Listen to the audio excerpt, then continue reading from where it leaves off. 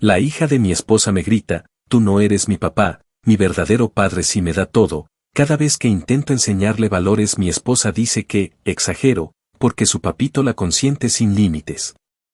Desde que conocí a Paola, supe que no sería una relación sencilla. No lo digo por ella, quien, en muchos sentidos, parecía ser exactamente lo que yo buscaba después de años de relaciones fallidas, sino por el contexto en el que estaba entrando. Una mujer divorciada con una hija adolescente de carácter difícil y con un padre biológico aún demasiado presente, pero solo en los momentos más convenientes. Yo tenía 35 años y una estabilidad construida con esfuerzo, una carrera sólida como ingeniero, un apartamento propio, y la tranquilidad de no deberle nada a nadie. Cuando Paola apareció en mi vida, no me asustó la idea de criar a una hija que no era mía, al contrario, pensé que podría ser una oportunidad para construir una familia desde la madurez. Desde la comprensión mutua y el respeto. Nunca imaginé que con el paso del tiempo terminaría sintiéndome como un intruso en mi propia casa, como un extraño pagando las cuentas de un escenario donde todos actuaban como si mi opinión no valiera nada. Sofía, la hija de Paola, tenía 14 años cuando me mudé con ellas. Al principio, fue cordial aunque distante. Una mezcla que entendí como una resistencia normal en una adolescente que aún procesaba el divorcio de sus padres. Jamás esperé afecto inmediato, ni exigí que me viera como una figura paternal. Mi intención no era reemplazar a nadie, sino acompañarla en su crecimiento, ayudarla en lo que pudiera, ser una presencia confiable. Me mantuve firme en mis límites y paciente en mis intentos. Durante los primeros meses, nos entendíamos a medias, compartíamos alguna conversación ocasional en la cena, alguna broma espontánea mientras lavábamos los platos. O algún momento casi entrañable viendo una película sin que ella se encerrara de inmediato en su habitación. Pero todo empezó a fracturarse con una frase que fue apareciendo con más frecuencia y violencia a medida que intentaba marcarle pautas mínimas de convivencia. Bastaba con que le pidiera que apagara la televisión a cierta hora o que lavara su plato para que, con los ojos encendidos de rabia y los brazos cruzados al pecho, me soltara como un escudo verbal, tú no eres mi papá. Mi verdadero padre sí me da todo. Esa frase, aunque parezca simple, fue erosionando de forma implacable cualquier cimiento de autoridad o afecto que intentara construir con ella. No era solo lo que decía, sino la convicción con la que lo escupía, como si cada palabra llevara un peso emocional que yo no tenía derecho a discutir. Al principio me quedaba callado, dolido, pero intentando no tomarlo como un ataque personal. Sin embargo, cuando uno ha trabajado toda su vida por ganarse el respeto y el lugar que ocupa, no puede evitar sentirse desplazado cuando se le trata como un intruso, especialmente en el mismo espacio que uno mantiene. Organiza y sostiene económicamente. Lo más frustrante era que, en vez de encontrar apoyo en Paola, su reacción era casi siempre la misma, una sonrisa tensa, una mano sobre mi brazo y una frase condescendiente como mi amor. No lo tomes tan a pecho o entiéndela, está creciendo, ya se le pasará. Intenté explicarle, más de una vez y con toda la calma que pude reunir, que no se trataba de una simple rabieta adolescente, sino de una actitud que se estaba volviendo constante, destructiva y cada vez más venenosa. Le dije que Sofía estaba aprendiendo a usar esa frase como arma, como barrera contra cualquier intento mío de guiarla o corregirla. Pero Paola parecía incapaz de ver más allá de su rol de madre indulgente. En lugar de hablar con su hija, solía justificarla con argumentos que para mí no tenían ningún sentido, que Daniel, el padre biológico, la sobreprotegía demasiado. Que Sofía había sido criada bajo una lógica de libertad emocional, que cualquier regla podía parecerle un ataque.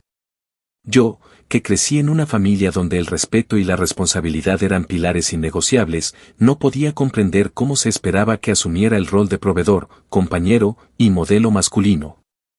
Sin que se me otorgara ni una sola herramienta para hacerlo de verdad. Lo que más me envenenaba era ver cómo Daniel aparecía cada tanto, sin previo aviso, con regalos ridículamente costosos, celulares de gama alta, tenis de edición limitada. Incluso entradas para conciertos o fines de semana en resorts. Y después se iba, dejando tras de sí una hija aún más convencida de que él era el verdadero héroe y yo, apenas un estorbo. Yo era el que estaba allí todos los días, el que resolvía los pagos atrasados del colegio, el que hacía mercado. El que se levantaba a las 5 de la mañana para ir a trabajar y regresar con la intención de compartir una cena tranquila. Pero bastaba que le recordara a Sofía que debía organizar su cuarto o colaborar con la limpieza del baño que también usaba, para que me gritara que yo no era nadie para darle órdenes, que su papá nunca le hablaba así. Que él la entendía de verdad y no la molestaba con tonterías. En más de una ocasión le planteé a Paola que debíamos actuar en conjunto, que si no mostraba una postura firme, Sofía nunca me vería como una figura digna de respeto. Pero su respuesta, siempre evasiva y teñida de culpa, era que no podía ser demasiado dura con su hija porque aún cargaba con las secuelas del divorcio. Me aseguró que solo necesitaba tiempo, que eventualmente aceptaría mi presencia y entendería mi intención. Pero lo que Paola no quería ver, o no se atrevía a admitir, es que ese papá perfecto que tanto idolatraba a su hija ni siquiera ayudaba con los gastos más básicos. No pagaba pensión alimentaria, no colaboraba con el uniforme escolar, no se hacía responsable de las citas médicas ni del transporte. Su única contribución era simbólica y efectista, aparecer cada tanto para llenar a Sofía de cosas, dejarle mensajes melosos y luego esfumarse, mientras yo quedaba como el ogro que exigía respeto, orden y rutina. Cada vez que Sofía me decía que su verdadero padre sí le daba todo, sentía una mezcla de humillación e impotencia que no sabía cómo procesar, que se supone que debía hacer, seguir pagando cuentas, manteniendo la casa, tolerando faltas de respeto, sin que nadie me defendiera o pusiera un alto, debía aceptar que mi rol era el de cajero automático con corazón, pero sin autoridad. Yo no esperaba que Sofía me dijera papá, pero sí que se me reconociera como parte del hogar, como alguien que estaba ahí para sumar, no para ser tratado como un intruso. Lo más doloroso de todo fue darme cuenta de que, en el fondo, Paola estaba más preocupada por no incomodar a su hija que por mantener una relación de pareja saludable y equilibrada. Porque cada vez que yo me atrevía a corregir, a señalar una falta o simplemente a pedir respeto, ella terminaba diciendo que estaba exagerando o que debía entender que no era mi hija. En esas palabras, que al principio parecían inofensivas, terminé descubriendo una verdad que me dolió más que cualquier reclamo adolescente. Para Paola, yo siempre estaría un peldaño por debajo. Incluso si era yo quien sostenía la estructura entera. Ese fue el punto en el que dejé de sentirme parte del hogar y comencé a verlo como un campo de batalla en el que, tarde o temprano, tendría que tomar una decisión. Porque nadie puede vivir mucho tiempo en un lugar donde lo hacen sentir invisible, y mucho menos cuando se sabe que el verdadero conflicto no es con una adolescente confundida, sino con una estructura emocional que se niega a cambiar, incluso si eso significa aplastar al único que intenta construir algo real. Actualización 1. Pasaron poco más de 4 meses desde que escribí todo lo anterior, y aunque pensé que las cosas podían encontrar un equilibrio con algo de tiempo y esfuerzo mutuo, la realidad terminó golpeándome con más fuerza de la que estaba dispuesto a admitir. No solo no mejoró nada, sino que la tensión en casa se volvió un huésped permanente, invisible y asfixiante, presente en cada gesto, cada conversación trivial y cada silencio prolongado entre comidas. El ambiente que antes intentaba mantener lo más armonioso posible se fue tornando cada vez más tenso, casi irrespirable, como si mis intentos por construir una convivencia respetuosa fueran, en el mejor de los casos, ignorados y, en el peor, atacados con una agresividad sutil pero constante. Durante ese tiempo, hice todo lo que creí correcto. Me esforcé por ser más paciente, por moderar el tono de mis palabras, por evitar los enfrentamientos innecesarios. Me enfoqué en mostrarle a Sofía que no era su enemigo, que podía contar conmigo si lo necesitaba. Por ejemplo, la llevé a una cita médica cuando Paola no pudo salir del trabajo.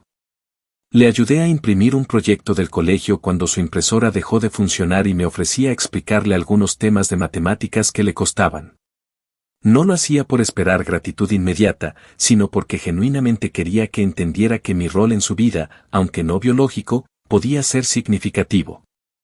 Sin embargo, todos esos gestos eran sistemáticamente ignorados. Bastaba con que yo hiciera alguna observación sobre su comportamiento para que ella reaccionara como si yo estuviera cruzando una línea sagrada. Me decía, con una mezcla de desprecio e ironía, que su papá nunca le hablaba con ese tono, que él sí la entendía y la apoyaba, que yo no tenía derecho a opinar sobre nada que tuviera que ver con su vida. Lo que más me costaba asimilar no eran las palabras de Sofía, sino la manera en la que Paola reaccionaba, o más bien, no reaccionaba, ante ellas. Una tarde de domingo, por ejemplo, Sofía tiró sus zapatos llenos de barro sobre el sofá del estudio donde yo suelo trabajar. Cuando le pedí que por favor los limpiara y no los dejara ahí, me lanzó esa mirada desafiante que ya me resultaba familiar, y sin levantar la voz pero con una frialdad que helaba, dijo que no tenía por qué seguir mis reglas. Que su papá no le ponía condiciones para vivir con él. Cuando Paola entró en la sala y le pregunté si pensaba decirle algo, su única respuesta fue que no valía la pena armar un drama por unos zapatos y que yo debía elegir mejor mis batallas.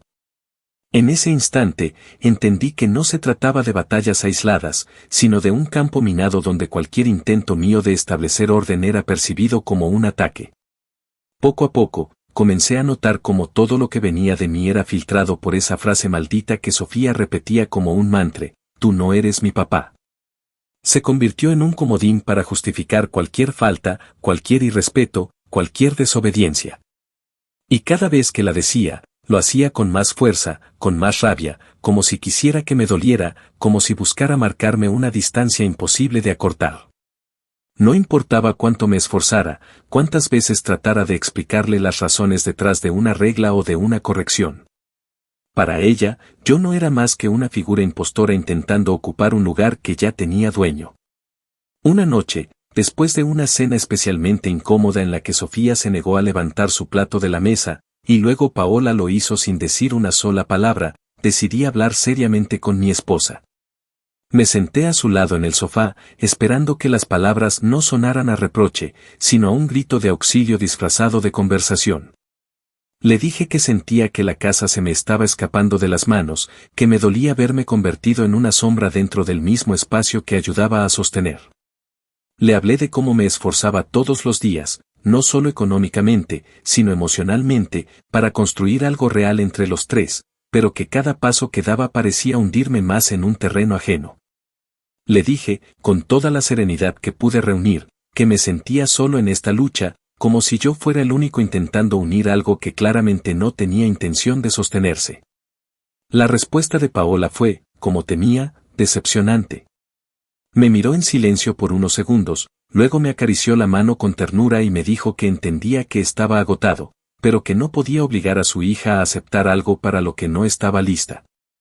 Me repitió, una vez más, que Sofía estaba atravesando una etapa complicada, que aún no había superado del todo el impacto de su divorcio con Daniel, que yo debía ser más comprensivo, más paciente. Cuando le respondí que la paciencia tiene límites, que no puedo vivir eternamente en la espera de que algún día Sofía decida respetarme, ella se encogió de hombros y dijo con voz baja que no quería verme alejarme, pero que tampoco podía ser demasiado dura con su hija. Añadió que no la haría elegir entre su hija y yo, porque eso sería injusto para todos. No sé cómo describir lo que sentí en ese momento. No fue rabia ni tristeza, sino una especie de resignación que me dejó inmóvil.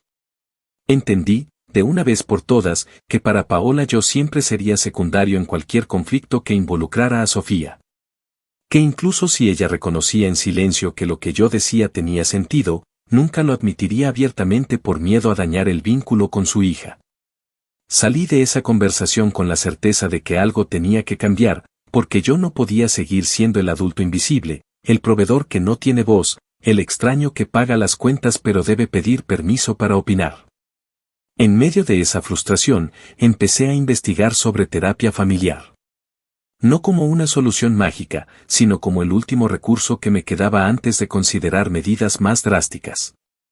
Afortunadamente, encontré una terapeuta especializada en dinámicas familiares con adolescentes.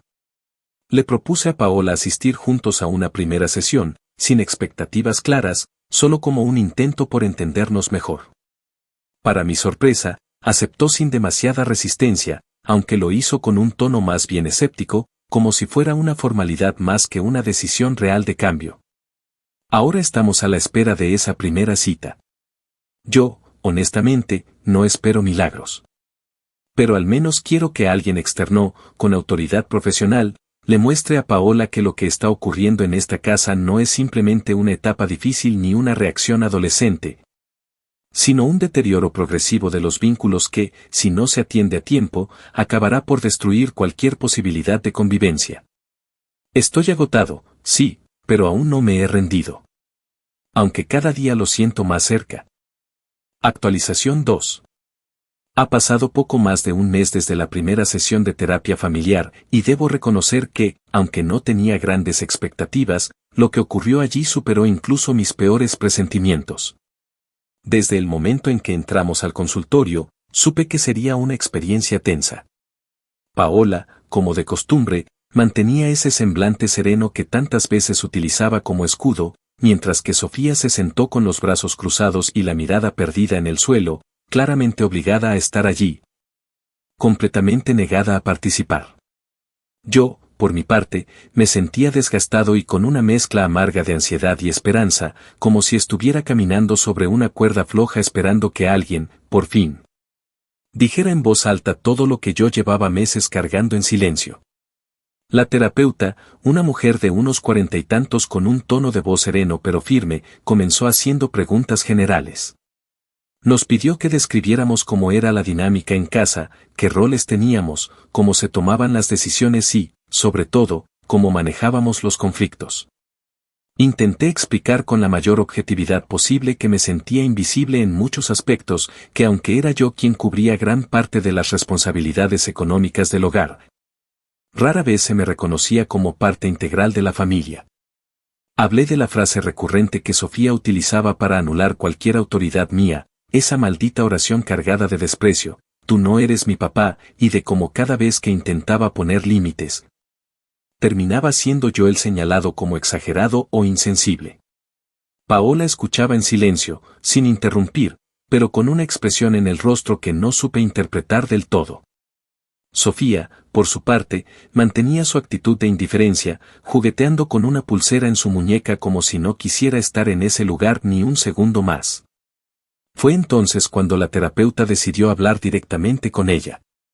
Le preguntó qué sentía respecto a mi presencia en su vida, qué pensaba de las reglas en casa y cómo percibía la relación entre nosotros. Al principio, Sofía solo encogió los hombros, diciendo que no tenía mucho que decir, pero después de insistirle un poco, lanzó una bomba que dejó a todos, incluso a la propia terapeuta, en completo silencio. Dijo, con un tono seco y sin pestañear, que su papá le había explicado que yo no estaba con su mamá por amor, sino porque quería vivir bien a costa de lo que Paola tenía.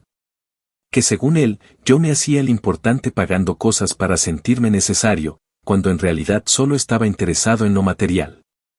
Que su verdadero padre le había advertido que tuviera cuidado conmigo porque los hombres como yo solo fingen ser generosos, pero que, en el fondo, siempre están esperando algo a cambio.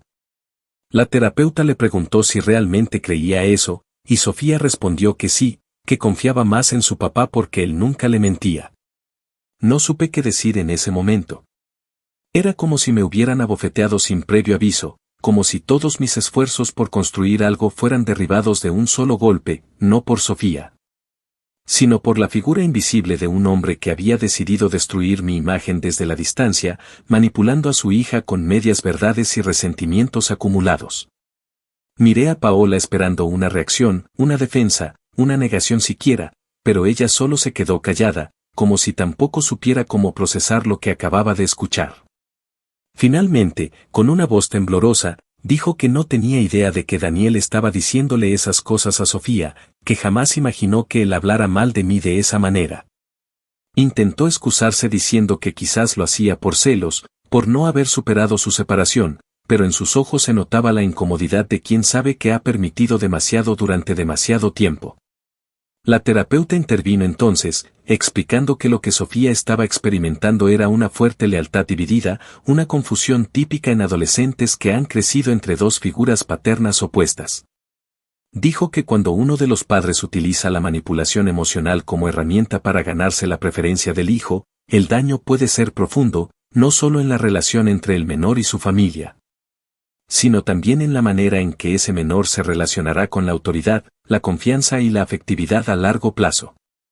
No puedo explicar con exactitud lo que sentí cuando escuché eso, pero por primera vez en meses, tuve la validación de alguien externo que ponía en palabras concretas lo que yo venía sintiendo en carne propia. Después de la sesión, el camino a casa fue silencioso. Paola no dijo nada y Sofía se puso sus audífonos apenas entramos al carro. Yo conducía con los dientes apretados y la mente saturada de pensamientos. Lo que más me retumbaba era esa idea de que, para Sofía, yo era un oportunista, alguien que estaba con su madre por conveniencia, no por amor. Me preguntaba de dónde Daniel había sacado semejante interpretación, y por qué sentía la necesidad de decirle eso a su hija. Entendí entonces que la batalla que yo creía estar peleando dentro de mi hogar en realidad tenía frentes mucho más grandes y oscuros.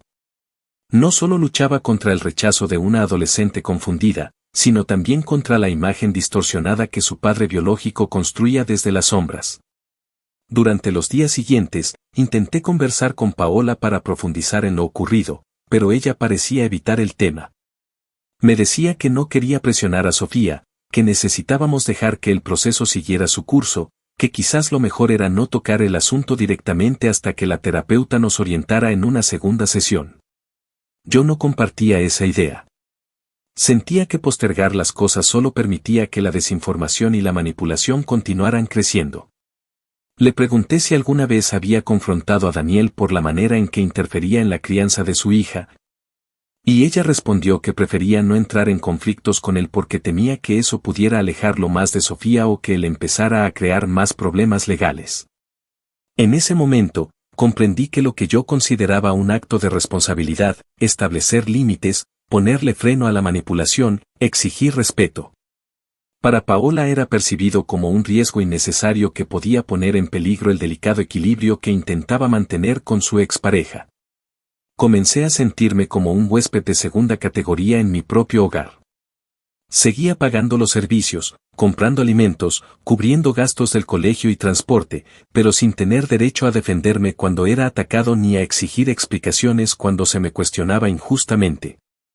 Me sentí atrapado en una estructura familiar en la que todos podían hablar, opinar y juzgarme, menos yo. La impotencia se transformó en rabia contenida, en una frustración diaria que se acumulaba en el pecho como una piedra que cada vez me costaba más ignorar.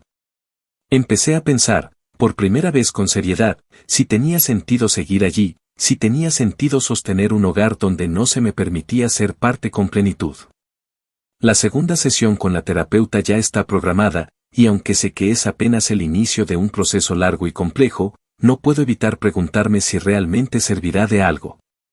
Porque si Paola no está dispuesta a poner límites claros a Daniel, y si Sofía no está lista para escuchar otra versión de la historia que no sea la de su padre idealizado, entonces no sé qué espacio queda para mí en esta dinámica. Lo único que tengo claro es que ya no estoy dispuesto a seguir siendo el blanco fácil de una narrativa injusta. Tarde o temprano, esta historia va a tomar un giro, y aunque no sé aún qué forma tomará. Lo que sí tengo claro es que no seguiré soportando que se me niegue el derecho a ser parte de una familia que yo también estoy ayudando a sostener. Actualización 3. Transcurrieron exactamente 2 semanas desde aquella segunda sesión de terapia, y aunque mi intención inicial era mantener la calma y seguir las indicaciones de la especialista con disciplina, lo cierto es que comencé a percibir, con una claridad cada vez más incómoda, que ningún avance real era posible sin tocar de raíz el problema principal. La absoluta impunidad con la que Daniel seguía interfiriendo desde fuera, moldeando la percepción de su hija y manipulando la dinámica de un hogar de él, que, irónicamente, no formaba parte en lo funcional pero sí ejercía un poder desproporcionado en lo emocional. Desde hace tiempo, su presencia se sentía más como una sombra alargada que se colaba por cada rendija de la casa, alimentando malentendidos, conflictos y resentimientos que nunca nacían dentro de estas paredes, sino que llegaban arrastrados por los discursos que Sofía traía cada vez que hablaba con él. Fue en esos días que, tras una serie de reflexiones inevitables y varias noches en las que no pude conciliar el sueño por completo, decidí revisar con detenimiento el alcance de mis contribuciones económicas a la casa.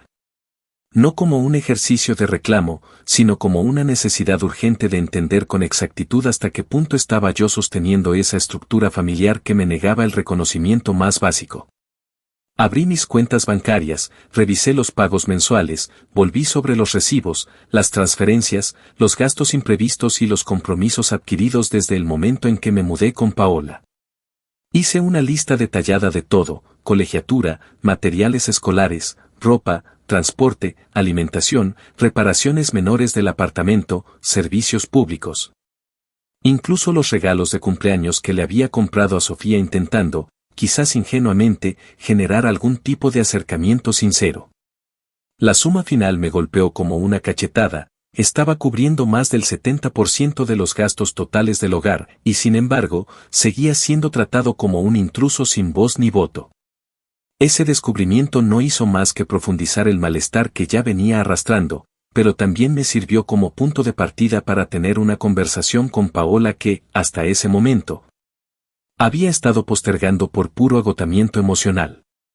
Una noche, mientras Sofía dormía, o al menos eso parecía, porque estaba encerrada en su cuarto con los audífonos puestos, me senté con ella en la cocina y, con la hoja impresa de los gastos en la mano, le expliqué que necesitábamos hablar con claridad, sin rodeos ni paños tibios. Le mostré todo lo que había revisado, cada categoría de gasto, cada cifra respaldada por documentos. No lo hice desde el enojo, sino desde la necesidad de demostrarle con datos lo que ya le había dicho incontables veces con palabras, que yo no era un simple acompañante ocasional, sino el principal soporte económico y logístico de esa familia, aunque nunca se me reconociera como tal. Paola no se molestó, pero su expresión fue de desconcierto. Al revisar los papeles, guardó silencio por varios minutos, y luego reconoció, casi en un susurro, que nunca se había detenido a pensar en cuánto estaba asumiendo yo en términos financieros. Me dijo que, de alguna manera, había creído que al compartir los gastos a medias, todo estaba equilibrado, sin considerar que, desde hacía meses, ella había dejado de aportar en varios rubros por asuntos laborales. Y que yo lo había asumido todo sin reclamo alguno. Luego, cuando le pregunté si Daniel había aportado algo desde su separación legal, su respuesta me desconcertó aún más: no había una pensión alimentaria formal establecida entre ellos. Todo se manejaba por un acuerdo verbal que consistía, básicamente, en que él le compraba cosas a Sofía cuando podía y como quisiera, sin ningún tipo de constancia ni responsabilidad fija. Le pregunté si alguna vez consideró demandarlo o al menos regularizar la situación a través de un juzgado, y su reacción fue tan evasiva como dolorosa. Me dijo que no quiso hacerlo porque quería mantener una relación pacífica por el bien de Sofía, y que prefería evitar el desgaste de un conflicto legal. Esa respuesta, lejos de calmarme, encendió en mí una indignación que ya no estaba dispuesto a seguir callando. Le dije, con toda franqueza, que lo que ella había llamado mantener la paz en realidad era una forma de capitulación que solo beneficiaba a Daniel y que dejaba en completa desventaja a quien, sin ser el padre biológico, se encargaba de todo sin reconocimiento ni apoyo. Le expliqué que la actitud permisiva y conciliadora que había tenido durante años con su expareja no solo permitía que él siguiera interfiriendo, sino que alimentaba en Sofía esa fantasía de que su padre era una figura perfecta e incuestionable, mientras yo era el tipo severo que solo aparecía para imponer reglas y decir que no. Le hablé de la necesidad de establecer una base legal mínima que obligara a Daniel a cumplir con sus deberes como padre y le dejara de una vez claro que no podía seguir jugando al benefactor sin asumir las consecuencias reales de sus actos. Para mi sorpresa, Paola no se cerró del todo a la idea. Dijo que no lo había considerado porque sentía que la estabilidad emocional de Sofía era frágil y que temía que una demanda contra su padre desatara una reacción aún más negativa. Pero, al ver los números frente a ella, y al escucharme hablar desde el cansancio y no desde la rabia, creo que comprendió algo que hasta ahora había preferido ignorar. Que no podíamos seguir construyendo una familia sobre la base de silencios, evasiones y una injusticia tan evidente. Me prometió que pensaría seriamente en iniciar el trámite de pensión y que hablaría con un abogado para conocer las opciones legales. No era un compromiso rotundo, pero al menos era un inicio. Sin embargo, mientras hablábamos, noté que la puerta del cuarto de Sofía se había entreabierto. No escuché ruidos, ni pasos, pero algo en el aire me decía que no estábamos tan solos como creíamos. No le di importancia en ese momento, pero al día siguiente se confirmó mi sospecha. En la tarde, cuando llegué del trabajo, encontré a Sofía en la sala con los ojos llenos de furia contenida. Apenas me vio entrar, me lanzó la frase que desde hacía meses me tenía al borde del colapso: no tienes derecho a meterte con mi papá. Él sí me quiere, no como tú, que solo estás aquí para controlar todo y aparentar que eres el salvador.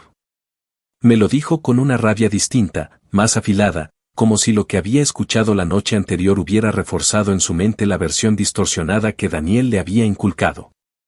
Intenté responderle con calma, decirle que nadie estaba metiéndose con su padre por gusto, sino que se trataba de responsabilidades, de justicia, de equilibrio familiar. Pero no me dejó hablar. Se fue a su cuarto dando un portazo, dejándome con el eco de sus palabras clavado en el pecho. Esa noche, mientras repasaba todo lo ocurrido, entendí que el camino hacia la estabilidad no sería corto ni sencillo. Pero también comprendí algo mucho más importante, que ya no podía seguir esperando pasivamente a que las cosas cambiaran solas. Si Daniel no asumía su responsabilidad como padre, yo tampoco seguiría sosteniendo todo desde el silencio. La decisión ya estaba tomada, aunque aún no se hubiera ejecutado. Si Paola no exigía legalmente lo que le correspondía por derecho, entonces yo empezaría a retirarme, no por orgullo, sino por dignidad. Porque nadie, ni siquiera alguien con el corazón lleno de buenas intenciones, merece cargar con el desprecio de una hija ajena mientras el padre biológico sigue jugando a ser el héroe desde su pedestal impune. Actualización 4. Apenas una semana después de aquella conversación tensa con Sofía, la realidad terminó de confirmar lo que venía sospechando desde hacía tiempo. Ya no se trataba simplemente de una adolescente rebelde repitiendo palabras prestadas, sino de una estructura completa, silenciosa, enquistada y cómoda para quienes no cargaban con las consecuencias. Que sostenía y protegía la imagen del padre ideal mientras arrojaba sobre mis hombros todo el peso de una casa que no sentía como mía. En esos días, Paola y yo seguimos conversando, cada vez con mayor frecuencia y menos evasivas, sobre la necesidad de formalizar la demanda de pensión alimentaria contra Daniel. Al principio, ella seguía mostrando esa mezcla de incomodidad y temor que ya me resultaba familiar, pero tras insistirle con hechos concretos y argumentos sostenidos en la ley, comenzó a dar señales de estar dispuesta a actuar, aunque no sin titubeos. Fue entonces cuando, a través de un contacto en la alcaldía, un viejo compañero de universidad que ahora trabajaba en la oficina de familia, logramos confirmar que, en efecto, no existía ningún documento legal que obligara a Daniel a cumplir con una pensión fija para Sofía. El divorcio con Paola había sido amistoso, sin demandas ni jueces de por medio, con un acuerdo informal en el que ella, según sus propias palabras, prefirió evitar complicaciones legales para que Sofía no sufriera más.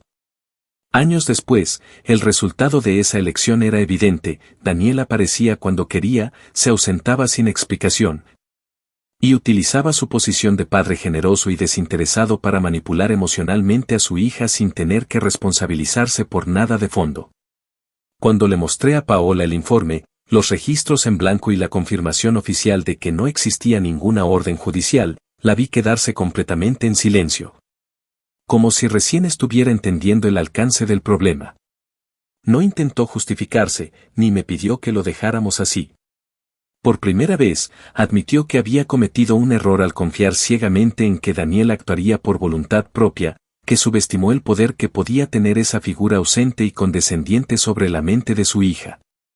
Me dijo que nunca imaginó que la falta de un documento legal le costaría a su actual pareja, es decir, a mí, tanto desgaste emocional, tanto desprecio gratuito y tanto sentimiento de vacío. Acordamos entonces que era hora de actuar.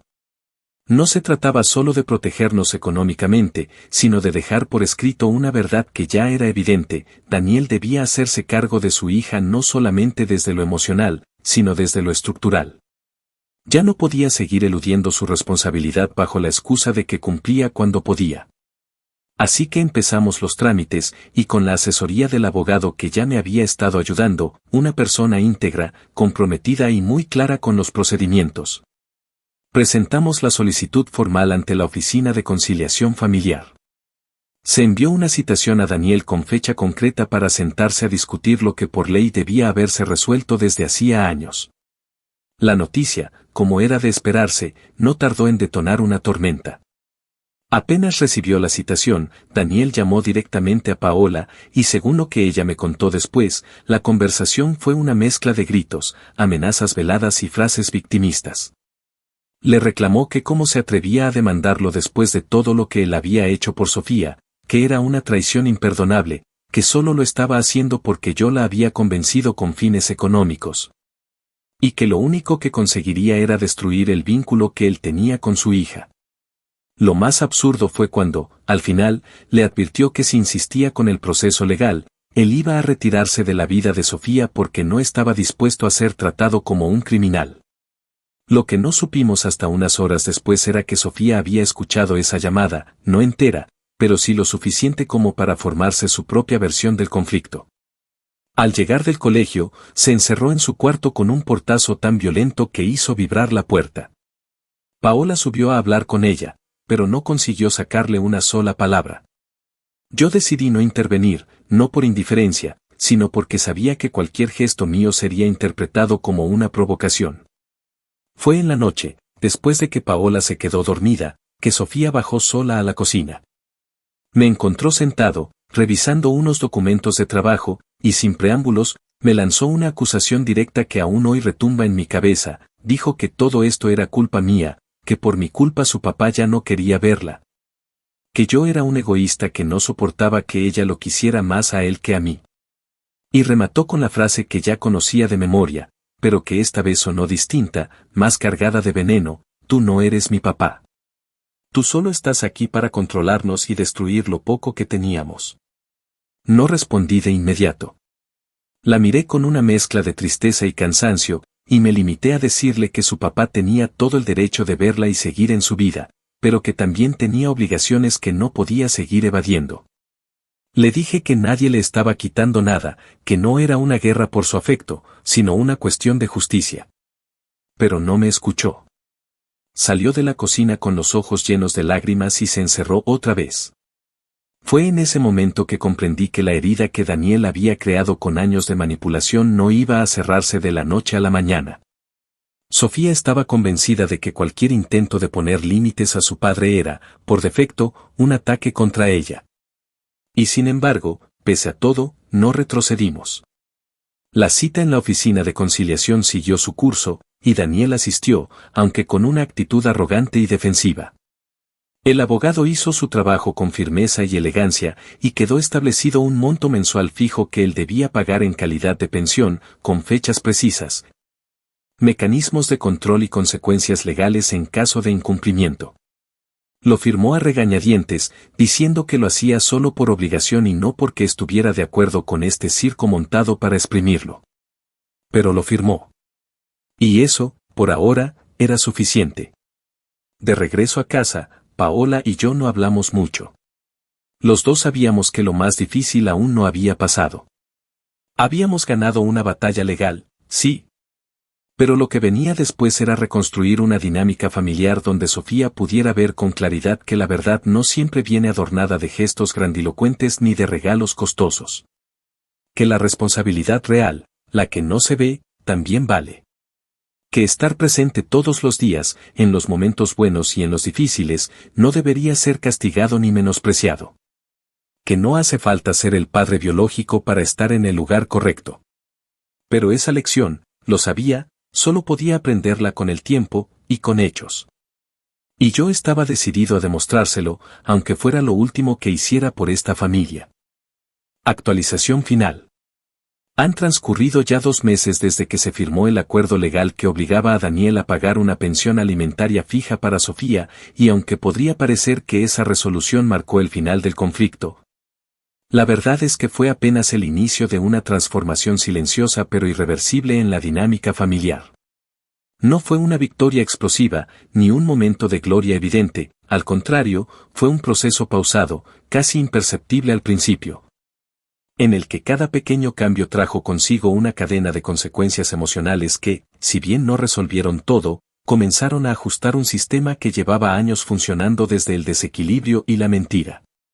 La primera diferencia tangible se notó en la frecuencia de los regalos. Durante años, Daniel se había hecho presente en la vida de Sofía con obsequios exorbitantes que, aunque no cubrían ni una mínima parte de sus necesidades reales, tenían un impacto emocional devastador por la forma en que eran percibidos. A partir del momento en que tuvo que empezar a destinar una parte concreta de su salario a la pensión alimentaria, esos detalles se volvieron menos frecuentes y, con el tiempo, casi desaparecieron por completo. Ya no llegaban cajas con ropa de marca cada mes ni celulares nuevos porque sí. Los fines de semana improvisados en hoteles y los paseos de compras quedaron en pausa. Y aunque en un principio Sofía reaccionó con incomodidad, incluso con evidente decepción, no tardó mucho en comenzar a notar, aunque fuera con rabia, que su papá perfecto tenía límites. Que no todo podía resolverse con una llamada tierna o un paquete envuelto en papel brillante. Fue entonces cuando comenzó a emerger algo que yo no había visto en ella desde que entré en esta familia, la duda. Una pregunta que no me formuló en voz alta pero que se notaba en su actitud, en sus miradas más largas, en esos momentos de silencio en los que parecía procesar algo que hasta entonces había asumido como incuestionable. Al principio, esa duda se manifestó como una distancia emocional evidente. Sofía se volvió más reservada, menos reactiva, como si estuviera reorganizando mentalmente las piezas de un rompecabezas que siempre creyó armado de forma correcta. Ya no me gritaba con el mismo desprecio ni recurría a la frase tú no eres mi papá con la facilidad que antes usaba como escudo. No porque de pronto me reconociera como una figura paterna, sino porque empezaba a comprender, a su manera, que su realidad no era tan blanca y negra como le habían hecho creer. Por mi parte, decidí no aprovechar ese terreno fértil para imponerme ni reclamar afectos pendientes. Me limité a ser constante. A seguir presente como lo había estado siempre, sin imponerle mi presencia pero tampoco retirándome. Seguía llevándola al colegio si lo necesitaba, ayudándola con sus tareas cuando me lo pedía, manteniéndome disponible sin hacer alarde de ello. No le exigí disculpas ni le pedí explicaciones. Solo le mostré con hechos, una y otra vez, que mientras otros desaparecían cuando las cosas se complicaban, yo seguía allí, sin disfraces, sin juegos de seducción emocional, sin promesas que no podía cumplir. Con Paola, la relación también cambió. Ya no era esa figura ambigua que temía poner límites por miedo a perder a su hija. Desde que se formalizó la pensión y enfrentó legalmente a Daniel, comenzó a tomar un papel más activo y justo dentro de la casa. Empezó a corregir a Sofía cuando notaba actitudes groseras, a exigirle pequeñas responsabilidades que antes dejaba pasar, a hablar con ella sobre la importancia de reconocer lo que cada uno aporta, más allá del vínculo biológico. También comenzó a involucrarse más en las decisiones cotidianas, a preocuparse por no cargarme con todo el peso de la economía doméstica, y lo más importante, a defenderme cuando era necesario. No como un acto de sumisión o de pareja obediente, sino como una forma genuina de justicia. No negaré que hubo momentos difíciles en medio de ese proceso. En más de una ocasión Sofía se quebró emocionalmente, cuestionó todo lo que creía saber de su familia, lloró con una rabia que no sabía hacia dónde dirigir. Una tarde, sin previo aviso, se acercó mientras yo leía en la sala y me preguntó en voz baja si todo lo que su papá le había dicho sobre mí era mentira. No supe qué responderle al principio. Le dije, con toda la sinceridad posible, que yo no estaba aquí para competir con nadie ni para ocupar lugares que no me correspondían, pero que si esperaba, con el tiempo, que pudiera ver quienes estábamos a su lado incluso cuando no había nada que ganar. No dijo nada más esa noche, pero a partir de ese momento, la distancia que nos separaba se hizo un poco menos fría. Quizás lo más irónico de todo esto es que mi venganza nunca fue planeada como tal. No consistió en destruir a nadie ni en imponerme a través del conflicto. Fue, más bien, una respuesta silenciosa y calculada a años de manipulación, de desprecio y de desgaste emocional. Y esa venganza, por más discreta que haya sido, tuvo un efecto más poderoso que cualquier grito o ruptura, reveló la verdad. Desmanteló el mito del padre perfecto que aparecía con regalos pero desaparecía cuando se trataba de responsabilidades. Expuso, frente a los ojos de todos, que quien estaba allí cada día, enfrentando la rutina, resolviendo problemas, cargando con lo incómodo y lo invisible, no era el que más hablaba ni el que más prometía. Era yo. Hoy por hoy, la frase tú no eres mi papá ha desaparecido del vocabulario cotidiano. No porque Sofía me haya adoptado como tal ni porque nuestra relación sea de película, sino porque ha entendido, al fin, que la figura del padre no siempre está en el apellido ni en la genética. A veces, está en los silencios compartidos, en las facturas pagadas sin reclamos, en los consejos ofrecidos sin esperar gratitud inmediata. En las puertas que se mantienen abiertas incluso después de haber sido cerradas con fuerza. Mi relación con ella no es perfecta, pero es real. Y en este mundo, eso ya es decir mucho.